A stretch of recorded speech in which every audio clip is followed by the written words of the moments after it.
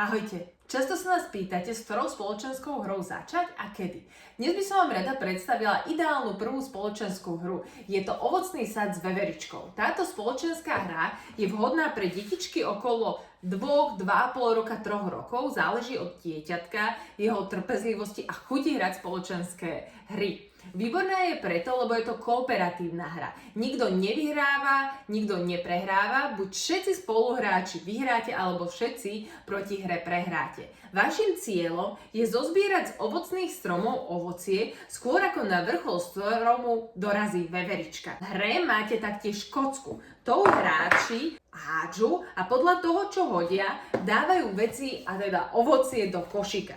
Kocke je aj veverička a keď sa hodí veverička, tak veverička postúpi o poličko hore, alebo je tam aj takáto škatulka a vtedy si hráč môže vybrať hoci ktoré ovocie a vložiť ho do škatulky. Ak vy skôr spolu pozbierate ovocie zo stromov, ako veverička dojde na vrchol stromu, vyhrali ste.